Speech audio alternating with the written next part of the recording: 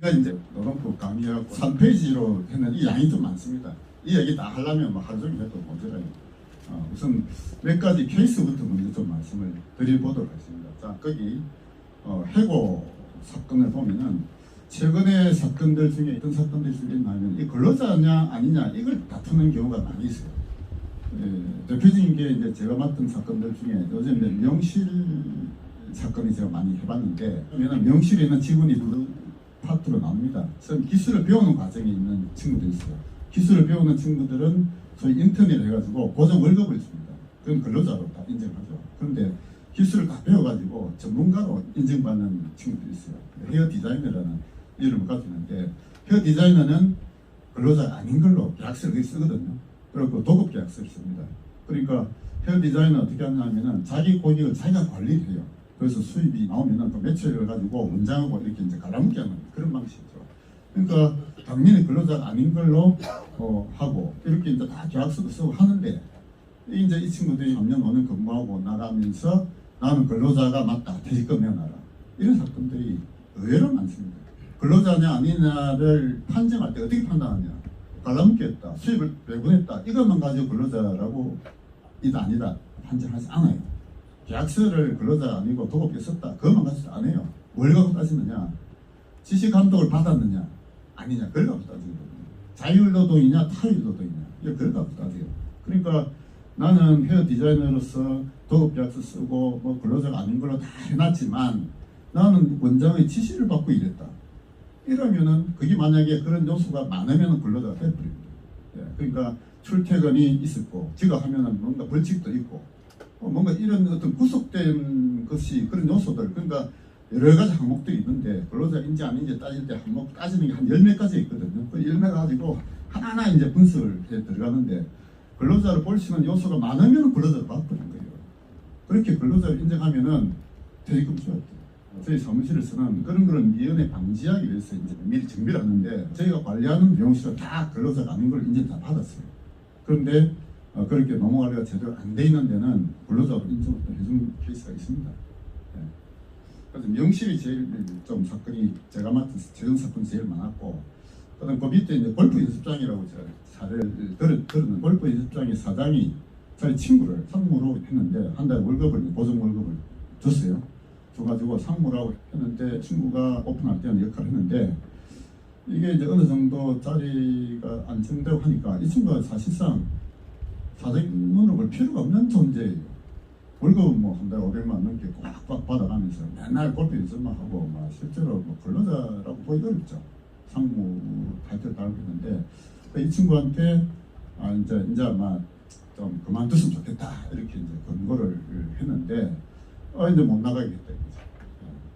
못 나가겠다. 그래서 이제 이 친구를 이제 해고가 아니고 그때 이제 저희가 상담해가지고, 그럼 근로자를 보기 어려우니까 해고라는 표현은 근로자를 전제로 하고 있는 표현이기 때문에 해임, 그러니까 위임 계약을 해지하는 이런 이제 보내가지고 일단 그만두를 했죠.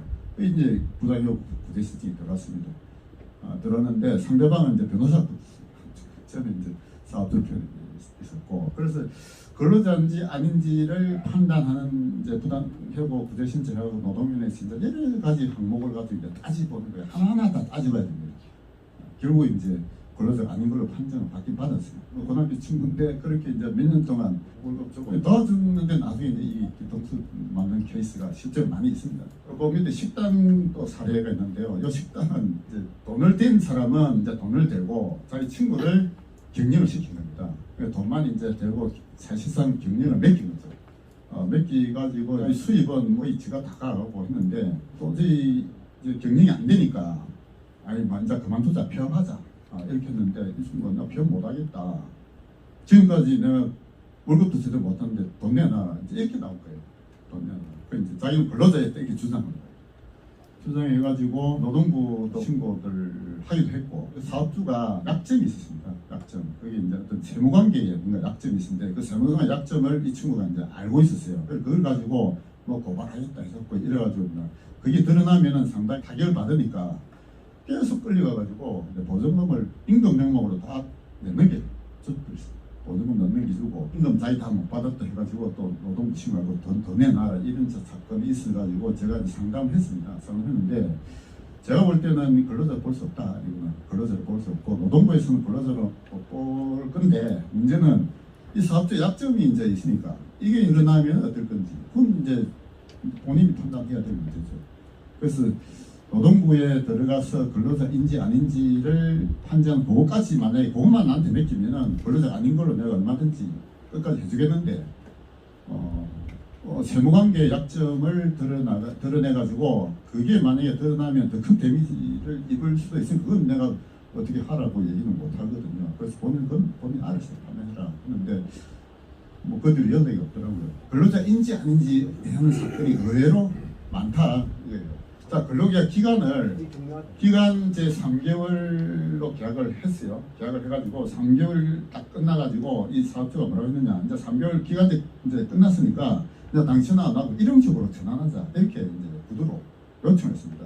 일용직으로 전환하자 하니까 뭐 이 근로자가 아무 얘기를 안 하니까 다 동의를 한 걸로 생각했어요. 그래갖고 일용직 전환하고 하루 딱 일 시켜놓고 보니까 이게 도저히 안 되겠다고 그 다음에 바로 해고다. 이건 일용직이니까 해고다. 이렇게 해고 통보를 했어요. 그런 사건도 실제로 있었습니다. 그래서 이 친구가 이제 부당해 구제청을 넣은 거예요. 노동위원회에. 자, 이게 이제 상당히 들어가는데, 자, 어떻게 보느냐. 일용직으로 전환했다고 구두로 통보했지만, 근로자가 부인을 하고 있단 말이에요. 나는 그 동의한 바가 없다. 자, 그럼 어떻게 되느냐. 법적으로. 기간을 정하지 않으면 무기근로계약으로 볼 수밖에 없어요. 기간을 정하지 않아요. 네, 그래서 하루 일하고 이게 아무 관계 없어요. 계약직 3개월하고 그만두게 했어요. 하루를 더 근무시키는 바람에 합주는 자기는 일용직을 전환하는데 동의를 한 것으로 생각했는데 그래도 부인해버리면은 인정을 못 받는 거예요. 이 사건은 가면은 진다 이거지. 네, 노동위원회에서 가면은 이 사람의 신분이 뭐냐? 기간을 정의하지 아니한 무기근로계약을 한 근로자 이렇게 해석할 수밖에 없어요. 정식 근로자가 됐고. 예, 정규직 돼버립니다. 예. 그래서 이거는 해도 안 되니까 이건 노동위원회 계속 사건을 하면 안 되고 어떻게 합의 받고 막 돈을 주더라도 합의 보고 그냥 끝내는 게 제일 좋다고 상담한 지 있습니다. 자, 나 휴게 시간 보죠. 휴게 시간이 요새 또 의외로 사건이 많아요. 근로계약서에 보면 우리나라 근로기준법에 8시간 근무하면 1시간을 휴게 시간 줘야 되고 4시간 하면 30분 주라고 법에 이렇게 돼 있거든요. 그러다 보니까 근로계약 싹 씁니다. 쓰는데 보통 사무직 같은 경우는 그걸 거의 지켜요. 뭐 점심시간에 다 나가니까. 그런데 서비스직에는 이게 지키기 어렵잖아요. 특히 식당이나 뭐 옷가게나 뭐 약국이나 뭐 이런 우리 눈에 보이는 대부분 서비스 쪽에서는 계약서는 휴게 시간 1시간 해놔도 실제로 휴게 시간 1시간을 사업장에 밖에 나가서 자유롭게 쓰기가 사실은 좀 어렵습니다. 어차피 그 사업장 내에서 교대로 하든지 뭐 어떻게 일이 돼야 되는데 뭐 직원 한 명밖에 없으면 뭐 교대는 안 되죠. 식당 같은 데는 같이 밥 먹다가 손님 오면은 또 일로 서비스 해야 되잖아요. 그러니까 현실적으로 휴게 시간 1시간을 점심시간 줬지만 실제로는 휴게를 못했다. 그러니까 그거 돈 내놔라. 이런 사건이 많습니다. 요양병원도 그런 게 많아요. 요양병원을 관리하는 데가 여러 군데 있는데 요양병원 같은 경우는 상교대로 보통 24시간 관리를 해야 되잖아요. 그러면은 휴게 시간을 이렇게 주거든요. 야간은 몇 시간을 한 적어도 3시간, 4시간 줍니다. 서류는 그렇게 해놨어요. 근데 실제로 못 쉬었다고 주장하는 거예요. 예를 들어서 한 달에 31일 동안에 29일은 4시간 잠잤는데 하루 예를 들어서 이게 단축 꼭 누르면은 뛰간단 말입니다. 가서 케어해야 되잖아요. 그것 때문에 나는 자유롭게 못 쉬었다고 주장하는 거예요. 그럼 노동부는 뭐라 하느냐? 근로자가 이 근로에서 벗어나가지고 자유롭게 휴게를 취해야 되는데 이건 자유롭지 못하다. 그래서 이건 휴게 못 본다. 이렇게 판정한다니까 실제로. 그런 사건이 많아요. 요양병원에 요즘 그런 사건이 굉장히 많습니다. 자, 다음 봅시다. 자, 휴일, 휴가. 공무원 휴일에 관한 규정이 이제 있어가지고 공무원 휴일 공휴일이잖아요. 공휴일은 근로자의 휴일이 아니었거든요. 근데 이 어느 날 법이 바뀌었습니다. 바뀌시면서 공무원의 휴일도 유급휴일도 주라. 법이 그렇게 바뀌었잖아요. 대기업 같은 옛날부터 그랬지만 중소기업에서는 공휴일은 연차휴가를 대체하는 걸로 이렇게 많이 했거든요.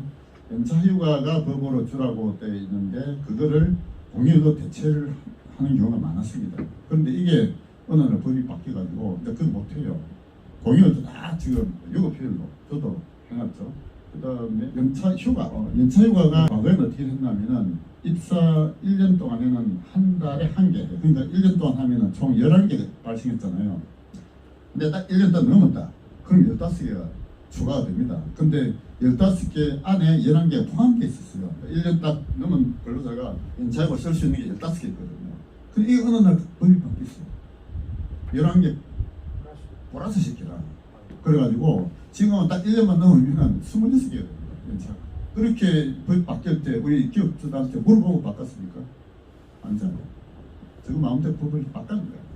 나를 보시면 직장 내 괴롭힘이라는 조항이 있습니다. 우리 근로기준법에 들어가 있어요. 요즘 직장 내 괴롭힘 저희 상담을 많이 받습니다. 직장 내 괴롭힘의 조항이 근로기준법에 들어가 있어요. 저는 이 들어간 게 참으로 잘못됐다고 생각합니다. 직장 내 괴롭힘이라는 게 직장 생활하면서 스트레스 안 받는 사람이 누가 있습니까? 직장 생활하면은 뭐 상하관계나 어쨌든 스트레스 받을 수밖에 없는데 이 스트레스가 누군가 나에게 스트레스 줬다. 그게 괴롭힘으로 지금 신고하도록 되어 있단 말이죠. 가정생활도 그렇고 기업도 그렇고 법이 개입해야 되는 것도 있고 안 해야 되는 게 있잖아요. 저는 직장 내에 생기는 갈등은 직장 내에서 갈등을 해결하도록 맡겨놔야 되는데 이 법이 개입해가지고 괴롭히는 것을 신고가 많이 들어옵니다. 저희도 그런 사건을 많이 해요. 성희롱 이런 사건들은 지금 처벌조항이 있는데 직장 내 괴롭히면 현재 처벌조항이 없어요. 법에. 아마 좌파 정권이 계속 갔으면 이게 또 처벌조항 아마 넣을 거예요. 근데 지금은 처벌조항이 없거든요. 그러니까 처벌조항이 없다 보니까 어떻게 하느냐. 일단 직장 내 괴롭힘 신고가 들어오면은 조사를 해야 돼요. 사업주가. 조사를 해가지고 자체 조사를 하도록 되어 있습니다. 조사해서 직장 괴롭힘 인정하면은 자체적으로 해결하면 되는데 대부분 사업주는 직장 괴롭힘으로 인정을 좀 안 해요. 그런 건 노동부 신고합니다. 노동부 신고하고 노동부에서 다시 또 조사를 해갖고 판단을 하거든요. 그러다 보니까 직장 내 괴롭힘이 사업주 처벌조항은 없지만 실제로 사건이 많이 벌어져요. 그래서 이 사건을 주로 사업주들이 누구한테 의뢰를 하느냐. 자체적으로 하면은 객관적이지 못하다 해가지고 주로 왜 의뢰를 합니다. 누구냐? 주로 변호사, 노무사한테 의뢰를 해요. 그러니까 변호사, 노무사 입장에서는 이게 하나의 업무 영역으로 돼 있어요. 지금. 네. 저희도 지금 직장 내 괴롭힘 조사를 의뢰를 받는 경우가 많이 있거든요. 그건 뭐 최하 한 200만, 300만 받아요. 그걸 받아야 뭐가 이제 진행이 되는데 전문가들은 변호사도 그렇고 노무사도 그렇고 다른 전문가도 마찬가지인데 전문가들은 자기의 업무 영역이 늘어나고 규제가 늘어나는 걸 절대 반대하지 않습니다. 규제가 늘어나면 늘어날수록 자기 이득이 많아지거든요. 예. 직장 내 괴롭힘 현재 그런 조항이라고 보시면 되고요. 최저임금은 사실 이제 문재인 정부 들어서 어마어마하게 올리는데 최저임금이 이게 우리 노동법의 도입 취지와 실태가 이것만큼 뒤바뀐 게 없어요. 최저임금 도입 취지가 뭐냐? 가장 열악한 근로자에게 인간다운 최소한의 생활을 보장하기 위해서 만든 조항이 최저임금법이에요. 그런데 실제로 어떻게 되어 있느냐? 가장 열악한 근로자에게 일자리를 안 주는 법이 지금 되어 있다. 최저임금 때문에. 최저임금 지급 5,몇백 원에서 뭐 만 원도 된다 했었는데 그것 때문에 20대 젊은 사람들, 다음에 60대 이후 노인들 일자리가 싹 없어졌어요. 그러니까 최저임금이 열악한 근로자의 인간다운 생활을 보장하기 위해서 도입했다는 명분을 갖고 만들었는데 실제는 어떻게 되어 있느냐. 그런 열악한 근로자의 일자리를 뺐을 뿐만 아니라 현재 취업한 노동자의 임금 상승의 명분으로 작용하고 있습니다. 인노총, 한노총이 최저임금 해마다 뭐 5% 정도 올리는데 최저임금 올린 만큼 우리도 올려달라고 요구를 해요. 그러니까 이것만큼 입법 취지와 현상이 정반대되는 조항이 없어요. 그래서 저는 최저임금 폐지해라. 폐지해라고 주장해야 됩니다. 누가 주장해야 되느냐? 기업주들이 주장해야 돼요. 기업주들이. 지금 그 최저임금 때문에 뭐 우리 영세 자영업자들 다 망할 지경이라니까요. 지금. 근데 영세 자영업자들은 더 힘이 없어요. 힘이 없어요. 그러니까 기업주들의 어떤 그 집단, 뭐 경총이라든지 이런 쪽에 뭔가 이 발언권을 해야 되는데 이 제도를 제가 볼 때는 못 내고 있는 것 같아요. 최저임금법에 대한 개선 방향을 뭐 종별로도 차별하고 지역별로 차별하고 뭐 규모로 차별화해야 된다는 말이 지금 나오는데 저는 근본적으로 최저임금법을 폐지해야 된다라고 주장합니다. 최저임금법이 폐지되면 어떻게 되느냐? 일자리가 확 살아나요. 이게 가장 열악한 상태에 있는 사람들을 얼마든지 고용할 수 있잖아요. 젊은 친구들도 그렇고 나이든 60대, 70대, 80대 건강하면은 얼마든지 한 달에 100만 맞춰도 고용할 수 많다니까요. 하여튼 재정은 그렇습니다. 주휴수당이 우리나라 근로시설에 언제 도입됐는지 모르겠는데 주휴수당이 도입되는 바람에 굉장히 시급 산출하기가 어렵게 해놨습니다. 매매매매 꼬여요. 그러니까 일주일에 하루를 6업으로 이제 쉬라고 법에 그리 돼 있잖아요. 그것 때문에 지금은 대부분 알기 때문에 그런 일이 잘 없는데 제가 뭐서 처음 했을 때는 이걸 모르는 사업장이 많았거든요. 봉제하는 사업장을 제가 관리를 많이 해봤는데 노동부 감독관은 법이 그때 있으니까 주라고 하지. 직업 지시를 한단 말이죠. 그럼 어찌 됩니까? 그럼 더 이상 사업을 못해요. 그럼 문 닫아야 된다. 법이 들어서 가지고 사업을 못하게 만드는 대표적인 조항이 주휴수당입니다. 유급 주휴수당. 그래서 이제 그런 사건들 뭐 제가 많이 다뤄봤는데 근로자들이 전부 다 포기하면 돼요. 노동부에서 주라 해도 이걸 주락하면은 사업이 안 되잖아요.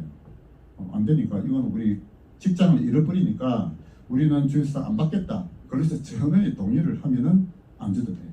지금까지 말씀드린 건 개별적 근로관계 사항들이고 규모가 어느 정도 되고 노조가 생기면은 집단적 노사관계 이게 굉장히 또 중요한 문제가 되죠. 제가 오늘 노동위원회에 다녀왔는데요. 단체 교섭하다가 교섭이 안 돼가지고 조정 신청이 들어갔습니다. 그래서 회사 쪽에 의뢰를 맡아서 제가 회사 쪽에 대리인으로 조정 사건에 좀 들어갔다가 오늘 오전에 갔다 왔어요. 단체 교섭을 해서 협약서를 만들어놨더라고요. 몇 년 전에. 제가 다시 읽어보니까 잘못한 거예요. 단체 교섭은 실무는 대부분 어떻게 일어나냐면은 그걸 노조에서 요구를 하는 거죠. 항상 기존의 단체 협약에 있는 것보다도 뭔가 플러스 해갖고 요구를 하고 그 요구한 것 중에서 일부는 받아들이고 이렇게 계속 단체 협약이 진행되는 게 일반적인 상태인데 제가 보니까 이 단체 협약이 처음부터 잘못된 거예요. 그래서 이거는 단체 협약을 좀 하향시킬 수도 주장할 수 있거든요. 협약이라는 게 쌍방이 주장할 수 있으니까. 그래서 사업주가 요거는 없애자라고 주장해라 하고 제가 그렇게 말씀드렸어요. 요거는 우리 현실에 안 맞고 이대로 가면은 경영이 너무 압박하고 문 닫아야 된다. 객관적으로 다 자료가 다 나와 있어요. 근데 요거를 이제 하니까 뭐 노조에서는 굽죽도 안 하죠. 민노총이 이제 있는 건데 그리고 결국 단체 협약이 진행이 안 되는 겁니다. 그러니까 이제서 조정 신청을 해가지고 오늘 조정하러 갔는데 결국은 이제 조정이 깨졌죠. 조정이 깨지갖고 아마 뭐 조만간에 아마 파업으로 들어갈 거예요. 조합은 이게 이전에 회사 근로자가 문제잖아요. 근로자 신분 있고 난 다음에 노조 조합이 되는데 이게 뭐가 들어갔냐? 민노총이 들어가 있는 거예요. 수입의 범위 내에서 임금이 나가야 되잖아요. 수입이 뭔가 써야 수입의 범위 내에서 임금이 나가야 되는데 그 단체에 뭐라고 되어 있냐? 수입이 없는데도 돈을 주도록 이돼 있더라고요. 수입이 없는데. 그래서 이거는 당초 잘못된 단체 협약이니까 이건 고쳐야 된다고 제가 그렇게 얘기했고 사업주가 이제 양보하지 마라. 끝까지 요구해야 된다 해서 지금 이제 조정이 깨져갖고 아마 조만간 파업 들어갈 거예요. 근데 파업이 들어갔을 때 이제 어떻게 지도를 할 건지 이제 제가 앞으로 해야 될 몫입니다. 지금까지 주로 케이스 위주로 말씀드렸는데 하나하나 케이스를 놓고 보면은 현재 우리나라 노동법이 너무너무 잘못되어 있어요. 노동법이라는 게 원래 탄생 배경은 과거의 산업혁명 초창기에 근로자들이 너무나 열악한 환경에 있다 보니까 이게 도저히 안 되겠다. 인간답게 못 사니까 뒤집어 엎어야 되겠다 하고 소위 사회주의 공산주의 혁명이 일어나게 됐습니다. 그래서 그런 어떤 그 체제 전복을 하는 사회주의 공산주의 세력을 막기 위해서 자본주의 체계를 유지하기 위해서 만든 법이 노동법이다. 이렇게 보셔야 돼요. 그게 노동법의 탄생 배경이라고 보시면 됩니다. 그런데 노동법이 최초 탄생되고 나서 늘 근로조건이 향상되어 왔어요. 끊임없이. 전 세계적으로. 1800년도 중반쯤부터 노동법이 시작돼가지고 그게 언제까지 했느냐? 1980년대까지 갔습니다. 전 세계적으로 계속마다 근로조건이 어떤 게 생기고 이렇게 갔는데 그러다 보니까 마침내 어디까지 갔느냐? 그 대표적인 게 영국의 마가렛 대처가 집권하기 바로 직전에 그게 1978년도 겨울입니다. 1978년도 그게 이제 우리 노동법의 대단히 중요한 계기가 됐어요. 1978년 겨울 우리나라 현재 노조 가입률이 한 한 4, 5% 가까이 되거든요. 문재인 정부 들어서서 굉장히 늘어났어요. 민노총, 한노총 다 합치면은 한 300만 가까이 지금 노조가입이 되어 있습니다. 근데 지금 한 14, 5% 되는데 그때 대처가 집권하기 바로 직전에 그 당시 영국의 노조가입이 몇 프로냐? 한 60% 가까이 됐어요. 어마어마한 조직이 되어 있죠. 그러니까 전 뭐 공무원 노조 다 이제 노조 가입해가지고 그때 전 공무원이 총파업이 되었습니다. 1978년 겨울에요. 그러니까 어떤 현상이 벌어졌느냐? 거리에 쓰레기가 있어도 아무 청소를 안 하는 거지. 그다음 병원에 사람이 죽어가도 이 시체 처리를 안 해주는 거예요. 그러니까 거리에 쓰레기가 온통 나벗기고 병원에 환자도 안 받고 시체가 죽어가도 처리도 안 하고. 영국 사람들이 그 전까지만 해도 이런 그 사회주의적 그 복지 정책에 호의적인 반응이 있었거든요. 영국이 저희 그렇잖아요. 요람에서 무덤까지 나서부터 죽을 때까지 전 생애를 국가가 책임져 가지고 복지를 강화시키는 방향으로 영국이 사실상 사회주의 국가가 됐어요. 2차 대전 이후에. 그런데 그게 가다가 어디까지 가느냐? 마지막 1978년도까지 가 보니까 이제 국민들이 이게 노동자 천국이 아니라 지옥이 된 거야. 지옥이. 그래서 도저히 이래 갖고는 안 되겠다 해가지고 등장한 인물이 마가렛 대처입니다. 그때. 그래서 대처가 등장하고 나서 이거는 도저히 안 되겠다 해가지고 대처가 11년 반인가 이제 집권하면서 완전히 바꿨죠. 그 전에까지 세계의 노동법의 역사가 끊임없이 근로자 권한이 강화되고 노동자 활동이 강화된 쪽으로 계속 가다가 마가렛 대처부터 그게 꺾였어요. 그래서 대처가 위대한 인물이다 이렇게 봐야 됩니다. 영국에 마가렛 대처가 있었고 미국에 레이건 대통령이 있었어요. 레이건 대통령도 마가렛 대처와 거의 비슷한 시기에 집권을 하면서 미국과 영국의 자본주의의 두 국가가 사실상 거의 사회주의 국가가 됐다가 다시 자본주의 국가로 회생한 세계사의 전환점이 그때 이루어졌던 겁니다. 미국과 영국 레이건과 대처가 등장하면서 바로 잡혀갔는데 그 뒤에 다른 나라들은 따라간 나라들이 많아요. 따라가다 보니까 지금 다시 자본주의가 전 세계적으로 살아난 것이 돼 있는데 근데 그 이외에도 사회주의 국가들도 사회주의 정책을 계속 편다는 건 뭡니까? 국가가 세금을 걷어가지고 나눠주는 거잖아요. 결국 제대로 된 경제성장이 이루어질 수 없는 거예요. 그래서 독일도 사회주의 국가였어요. 독일도 대표적인 사회주의 국가라고 볼 수 있는데 독일이 그 뒤에 한 게 있습니다. 그게 하르츠 계획이라는 게 있어요. 그래서 우리나라 노동법도 독일 하르츠 계획을 상당히 좀 참고를 해야 된다. 저는 그렇게 생각하는데 독일의 하르츠 계획이 할 수밖에 없던 게 실업률이 어마어마하게 높아져가지고 이게 도저히 견딜 수 없는 거예요. 그래서 독일의 정부가 그 자본주의 정부가 아니라 사회주의 정부였어요. 사회주의 정부가 나서가지고 하르츠 계획을 실천시켰던 겁니다. 하르츠라는 이제 그 인물이 주도를 했다 해서 하르츠 계획을 하는데 하르츠 계획을 이렇게 실제 성공하다 보니까 결국 독일 경제가 살아났어요. 굉장히 중요한 계획입니다. 그래서 지금 우리나라도 노동법이 지금도 계속 끊임없이 근로조건이 강화되는 쪽으로 다시 말해서 사업주 침해하는 쪽으로 법이 계속 개정되어 왔거든요. 아까 제가 몇 가지 말씀드렸지만 어느 날 갑자기 법이 개정돼 가지고 사업주들의 부담을 늘리는 쪽으로 이렇게 지금 어마어마한 법이 뭐 노동법만 한 게 아니고 최근에 법이 뭐가 있었습니까? 중대재해법 있었잖아요. 지금 시행되고 있잖아요. 중대재해법 이것도 무지무지하게 잘못된 법이에요. 근데 이게 지금 법만도 시행이 되고 있는데 제가 중대재해법 가지고 몇 번 이제 사건을 처리해봤는데 사업주들이 뭐 이 중대재해법 때문에 뭐 위험한 사업을 할 수가 없어요. 뭐 잘못하면은 위험이 없는 사업이 어디 있습니까? 위험을 아무리 예방하고 뭐 한다 해도 사고는 발생하는 거예요. 사람이 뭐 떨어져 죽는다든지 어떤 사고가 발생하는데 사고 발생하고 사람 한 죽었다. 그러면 제대로 그 위험 예방 조치를 잘했느냐? 털면 먼지가 안 나오는 데가 어딨겠어요? 다 나오게 돼 있다니까. 그래서 중대재해법 때문에 사업주들이 새로운 사업을 뭔가 또 위험 요소 있는 사업을 안 하게 하는 거예요. 굉장히 어떤 기업주들의 사업 마인드를 이제 약화시킨 그런 법인데 또 지금 또 추진하는 법이 있잖아요. 노란봉투법이라는 거 들어보셨죠? 노란봉투법은 뭐냐?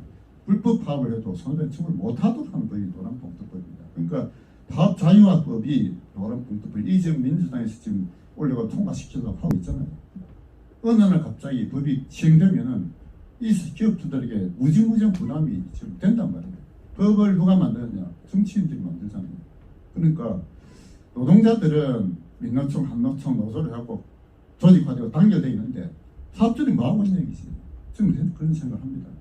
우리가 소위 뭐 우파, 좌파 이 논하기 이전에 기업을 제대로 할 수 있어야 그 나라가 성장하고 발전하고 우리 아이들이 정말로 또 좋은 세상에 살 건데 가장 큰 책임을 진 사람은 난 기업가로 생각해요. 기업가들이 뭔가 시장에서 뭔가 고객들이 원하는 제품과 서비스 만들 이게 사회를 보다 발전시키는 가장 중요한 요인인데 그게 지금 법이 들어서가지고 완전히 지금 그 길을 막아놨거든요. 노동법만이 아니라 다른 법도 아마 그런 게 어마어마하게 많을 거예요. 5번 한번 보세요. 경제민주주의와 시장민주주의라는 표현을 제가 썼습니다. 경제민주화라는 게 박근혜 대통령이 김종인이가 했던 거를 받아가지고 표를 얻는데 도움이 되는지 모르겠지만 저는 박근혜 대통령이 했던 여러 가지 잘못 중에 이것도 큰 잘못이라고 저는 생각해요. 경제민주화라는 법이 언제 들어갔느냐? 1987년도 헌법 개정할 때 들어갔습니다. 그때 노태우 대통령이 우선을 해가지고 노조 받아들이면서 노아 정책을 펴면서 헌법을 개정했죠. 그게 87 헌법인데 그 지금도 계속 이제 진행 중이잖아요. 87 헌법 개정의 가장 앞법이 바로 이게 경제민주화죠. 이게 좀 들어가 있거든요. 헌법의 제119조 제2항 여기에 경제민주화라는 조항이 들어가 있어요. 이거 누가 넣느냐? 김종인이가 넣었습니다. 그때 김종인이가 노태우 대통령 사사사 꼬아가지고 이 조항을 넣었어요. 경제민주주의가 뭐냐? 결국 이건 뭐냐? 1인 1표예요.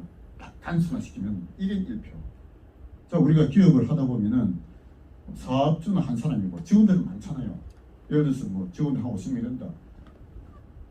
기업주도 한 표, 직원도 한 표. 이게 경제민주라니까. 이게 기업이 되겠습니까? 경제민주주의라는 게 민주주의라는 험한 용어를 가지고 노동자 청구 만들자는 게 경제민주주의예요. 그래서 경제민주화 조항은 반드시 없어야 되는데 이거 어떻게 없었느냐? 기업주들이 단합해야 돼. 기업주들이 자기 사업만 할 게 아니라 기업주들이 전부 다 자기 사업만 하다 보니까 정치하는 사람들이 저 마음대로 법을 만든다니까. 지금 그걸 하고 있잖아요.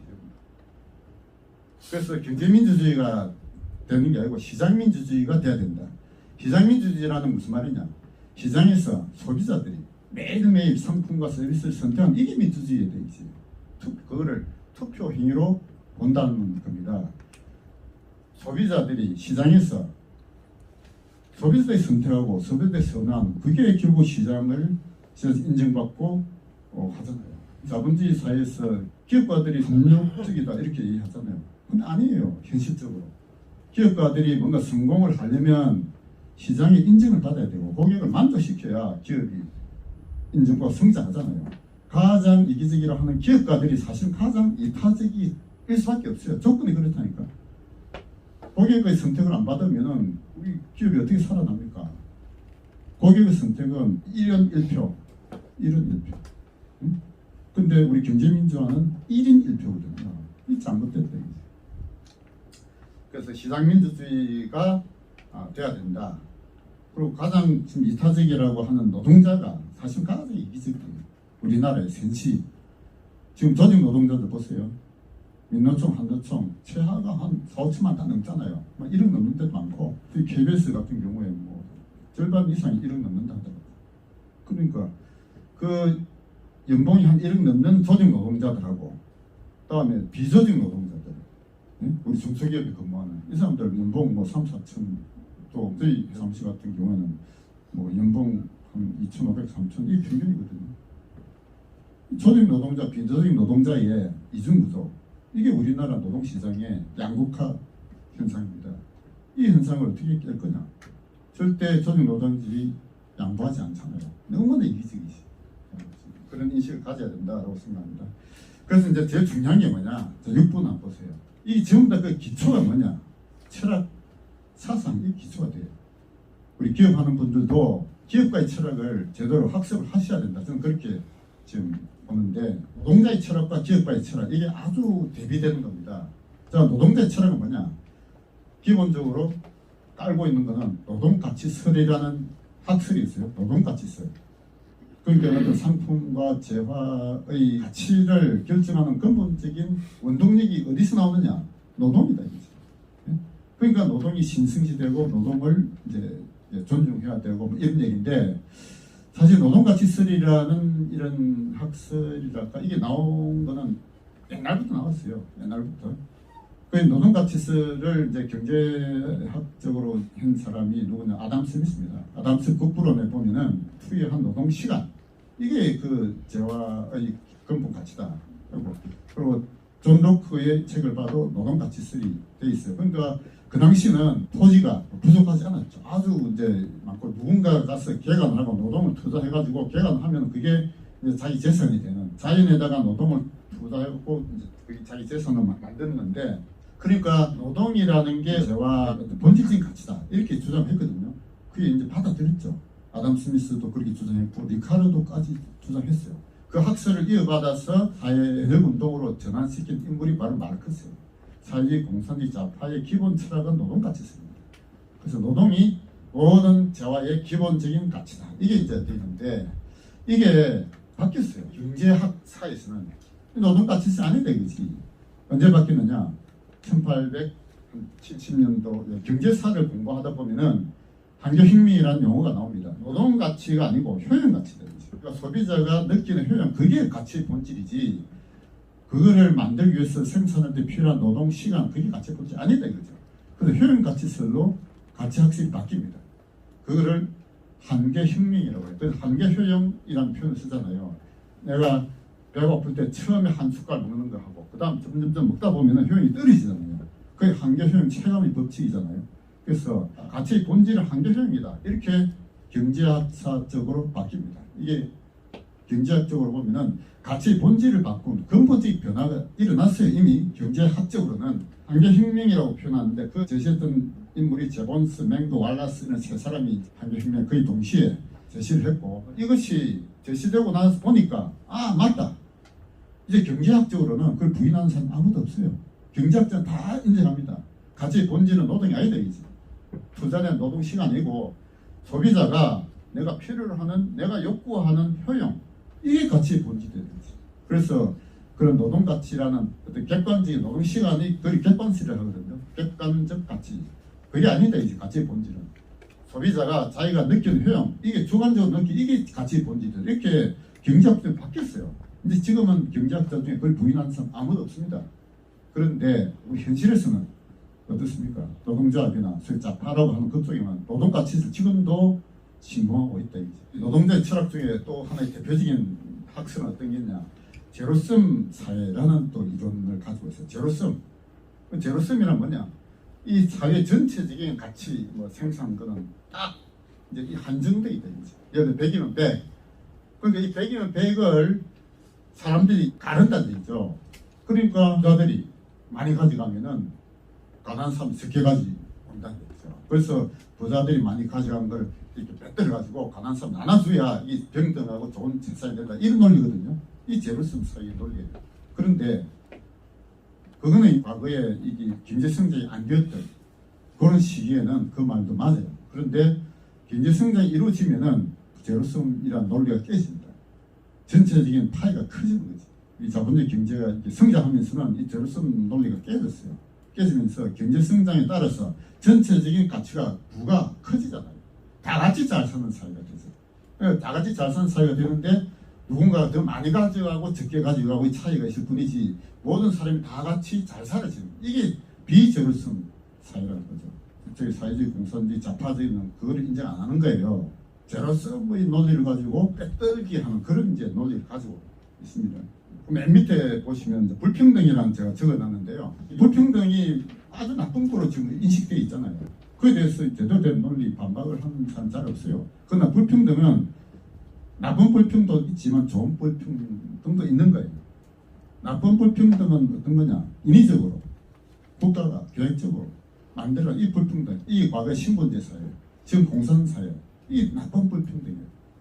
그러니까 말로는 평등국가를 만든다 했지만 실제로 공산국가가 된 나라들은 아니잖아요. 오히려 더 극심한 신분제 사회가 돼 있습니다. 북한이 대표적이고 과거에 소련도 그렇고 지금 중국도 그렇고 소위 공산사회는 다시 과거의 신분제 사회로 돌아간 거예요. 그렇게 그런 불평등은 인위적으로 강제로 불평등을 사실상 만들었거든요. 부를 나눠주는 권력, 이게 배분 권력이라고 합니다. 배분 권력. 배분 권력을 진 자들, 이들이 새로운 지배계급이 된 거예요. 그 지배계급을 뭐라고 얘기하느냐? 러시아 말로 노멘클라투라라고 표현했습니다. 노멘클라투라 계급이 새로운 지배계급이 돼서 새로운 신분제 사회가 된 거예요. 그래서 소련이 그렇게 가다 보니까 결국은 생산성이 떨어지고 결국 멸망하게 되는데, 근데 좋은 불평등도 있단 말이에요. 좋은 불평등. 좋은 불평등은 뭐냐? 자연스럽게 자생적인 불평등. 그러니까 내가 저 친구보다 더 잘 살아야 되겠다. 누구나 좋은 거잖아요. 그래서 뭔가 내가 내 기업이 더 고객에게 인정을 받고 우리 기업이 더 커지고 매출도 늘어나고 그렇게 해서 경쟁에서 이기는 거. 이게 좋은 불평등이라니까. 좋은 불평등이 있어야 사회가 더 발전하고 파이가 더 커지는 겁니다. 그 지금까지 이제 제가 말씀드린 거는 노동법의 구체적인 사례들을 보고 철학적인 말씀까지 제가 드린 건데, 사실은 기업가의 철학이 있어야 돼요. 기업가의 철학. 기업가의 철학은 뭐냐? 7번에 제가 적어놨는데 이게 자유주의라는 겁니다. 자유주의. 기업가가 자신의 창의력을 가지고 시장에서 고객의 인정을 받으려면 자유가 먼저 가장 앞단에 있어야 됩니다. 그 자유는 뭘 위해서 있느냐? 우리 고객의 만족을 시키기 위해서 자유가 필요한 거예요. 온갖 규제를 법으로 만들어놨잖아요. 뭘 하락하면 법에 규제들이 너무 많아요. 그래서 이 규제들을 싹 없애고 자유로운 기업가의 경쟁에 맡기면은 시장에서 고객들의 선택을 받을 수 있도록 기업가의 창의가 발휘되는 겁니다. 그것의 근본 철학을 뭐라고 하냐? 자유주의라고 표현합니다. 자유주의. 대한민국의 핵심 가치가 우리 헌법에 보면 자유민주적 기본 질서라는 표현이 나오거든요. 자유민주주의라고 표현하고 있어요. 근데 민주주의는 사실은 잘못된 겁니다. 자유민주주의에서 민주주의라는 걸 떼버려야 돼요. 자유주의가 진정한 우리 대한민국의 가치가 되어야 된다라고 생각하는데, 자유주의는 두 가지가 있습니다. 고전적 자유주의와 신자유주의라는 게 있습니다. 신자유주의가 새로운 불평등을 만든 근본 원인이 있다 해가지고 신자유주의 아주 나쁜 거로 지금 좌파 쪽에서 그렇게 지금 이제 프레임을 만들어놨고 있거든요. 그런데 고전적 자유주의와 신자유주의 차이가 뭐냐? 고전적 자유주의는 일종의 자유방임주의다 이렇게 보시면 돼요. 본인에게 그냥 맡겨놔라. 국가는 간섭하지 마라. 이거거든요. 그러니까 고전적 자유주의가 자유방임주의를 가면서 결과적으로 어떻게 되느냐? 식민지 쟁탈전으로 가가지고 전쟁으로 드러난 거죠. 이 세계사 흐름을 보면은. 그래서 그에 대한 반성을 통해서 너무 자유방임으로 맡겨놔서 안 되겠다. 국가가 어느 정도 통제해야 되겠다. 이게 신자유주의예요. 신자유주의를 실제로 정책으로 이제 한 인물이 누구냐? 아까 말씀드린 대치와 레이건입니다. 마가렛 대치와 그 레이건부터 해가지고 소위 신자유주의적 정책을 펴는 거예요.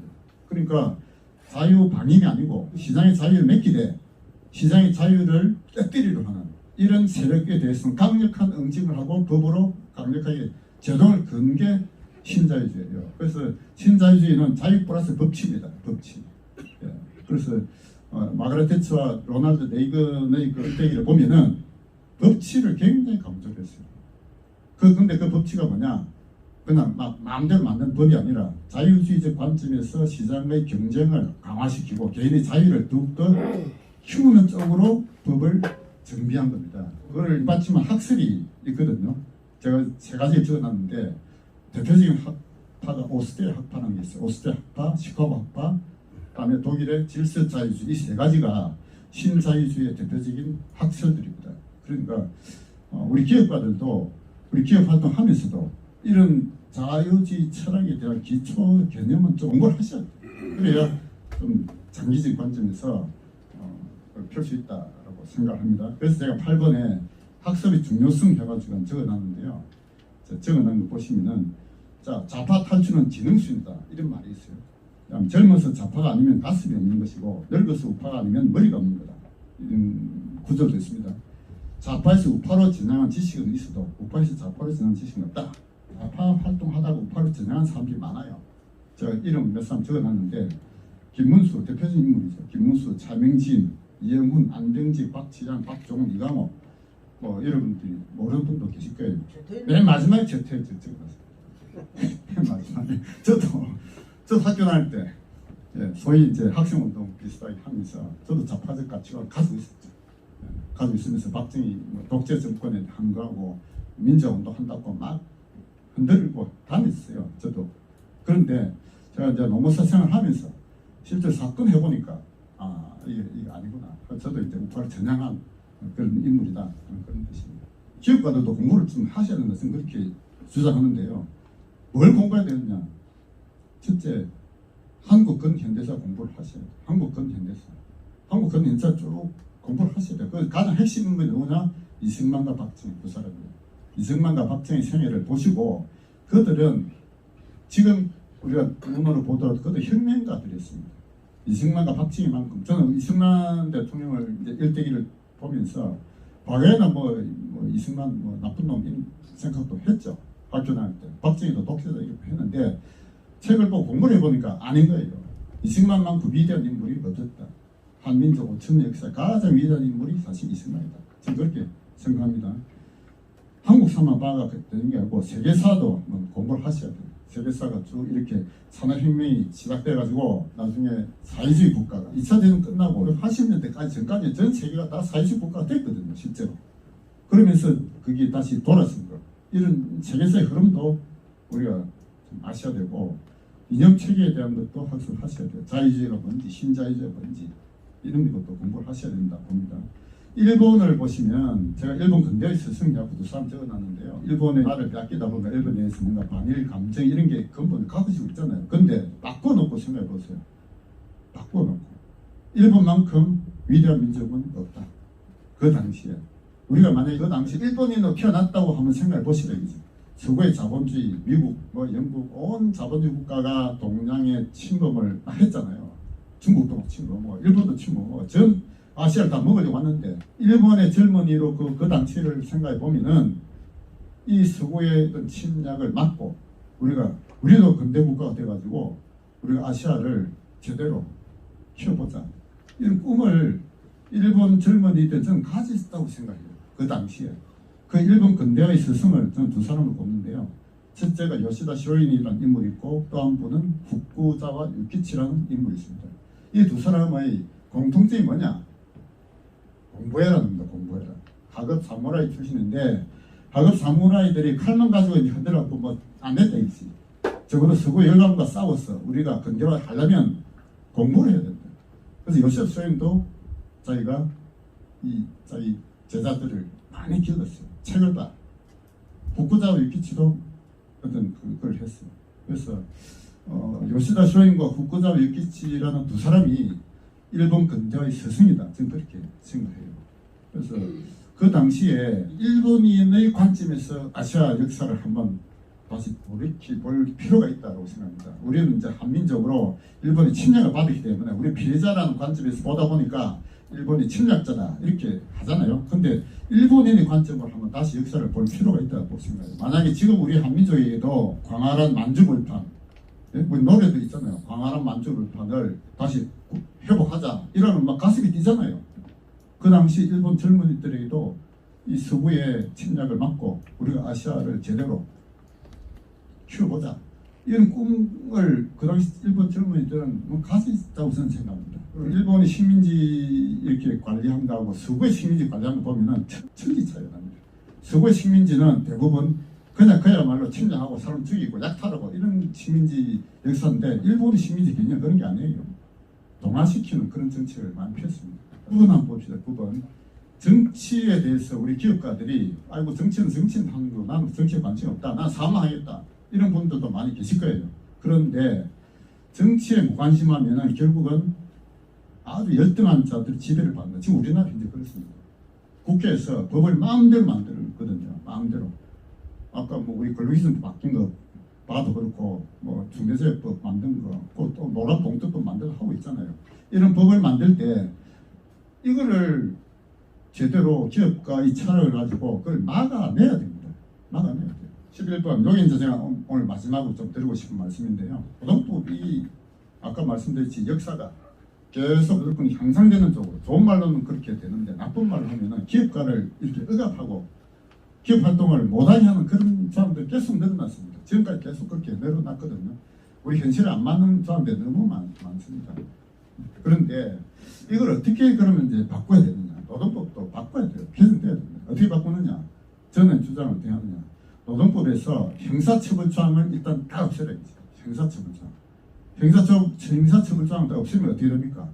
노동부가 필요 없어요. 그러면 이제 기업가와 근로자 간의 자유로운 결합에 의해서 돌아가죠.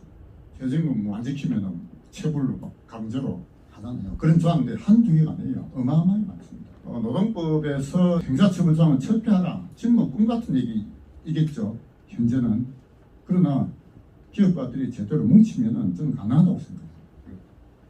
다음에 그래서 그 구체적인 걸 보시면 임금 결정의 기준을 지금까지는 우리 법에 어찌 됐냐? 노동시간을 기준으로 하고 있어요. 한번 근로계 하면 시급을 계산해야 되거든요. 시급, 뭐 월급, 연봉 다 시간을 기준으로 하고 있습니다. 그런데 실제로 우리가 기업을 운영하다 보면은 임금을 노동시간 꼭 결정하는 게 안 맞아요. 생산성을 가지고 임금 결정해야 됩니다. 그러니까 노동시간을 기준으로 임금 결정하는 것을 그가 기업에 얼만큼 기여했느냐 하는 생산성을 가지고 임금 결정하는 거 기준을 바꿔야 돼요. 이게 바꿔야 됩니다. 그걸 누가 주장하는가? 기업가들이 주장하셔야 돼요. 나와보시면 해고의 자유도 보장되어야 돼요. 우리나라 지금 직원 잘못 뽑으면은 골치 아픈 경우가 한두 가지 아니에요. 저는 그런 사건을 너무너무 많이 보는데 직원이 뽑으면은 이 직원이 뭔가 자기가 받는 급여 이상의 기여를 해야 되잖아요. 당연히. 그런데 기여는 할 생각 안 하고 맨날 노동법 따지고 더 내놔라 이렇게. 그럼 뭐 내보내야지. 그 내보내야 새로운 직원을 뽑을 수 있잖아요. 해고의 자유를 보장해야 새로운 직원을 쉽게 뽑을 수가 있습니다. 이게 지금 안 되니까 모르는 사람 뽑기가 어려워요. 잘못 뽑아놓으면은 내보내도 못하고 골치 아픈 게 한두 가지가 아닙니다. 마지막에 나를 보시면 자 이건 누가 이제 바꿀 거냐 이제 노동법을. 노동법뿐만이 아니죠. 여러 가지 우리나라 지금 잘못된 법이 한두 개가 아닌데 이런 법을 누가 바꿀 거냐 이제. 이 법을 제대로 바꾸려면은 자 우리 대표적으로 제가 공무원 출신들 있잖아요. 뭐 정치인, 국회의원 후보 이 사람들이 이렇게 보면은 뭐 고급 공무원 출신들이 많이 있다 아닙니까? 행정 뭐 장관 출신 뭐 있는데 공무원 출신들은 저는 아니라고 봅니다. 공무원 출신들은 국회의원이 돼도 이 출신 공무원의 의를 절대로 줄이려고 안 해요. 공무원이 가지고 있는 힘은 뭡니까? 각종 규제죠, 규제. 온갖 규제를 해가지고 규제가 늘어나야 공무원도 늘어나고 공무원이 할 일이 늘어납니다. 그래서 공무원 출신이 뭐 장관이다 뭐다 해서 막 됐잖아요. 그런 사람들이 국회의원 갔다 공무원 줄인다 절대 찬성하지 않습니다. 그래서 공무원 출신이라고 해서 무조건 좋다고 박수 치면 안 된다라고 저는 말씀드리고요. 다음 전문가 출신이 있어요. 변호사다, 뭐 노무사도 있지만 뭐 여러 가지 뭐 자격증 가진 사람 많잖아요. 그런 사람들이 국회로 갔다. 그 사람들도 규제를 철폐 안 하랍니다. 왜? 규제가 있어야 자기 직격이 보호가 되거든요. 그럼 뭐 그럼 어떤 사람 뽑을 거냐 이지. 국회로 누구를 보낼 거냐. 그거는 제대로 기업가의 철학 제가 쭉 말씀드렸는데요.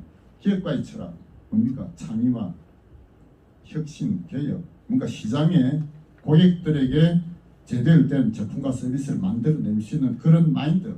그건 뭔가? 그건 자유주의 철학입니다. 자유주의 철학을 제대로 가지고 우리나라의 법 제도를 바꿔야 되겠다. 이런 임무를 국회로 보내야 돼요. 그래갖고 우리 국회에 가서 기업의 활동을 활성화하고 기업가야말로 우리의 가장 인정받을 수 있는, 존경받을 수 있는 그런 사회적 분위기로 바꿔야 됩니다. 그걸 할 수 있는 사람은 국회로 보내야 돼요. 자, 이상 마치겠습니다.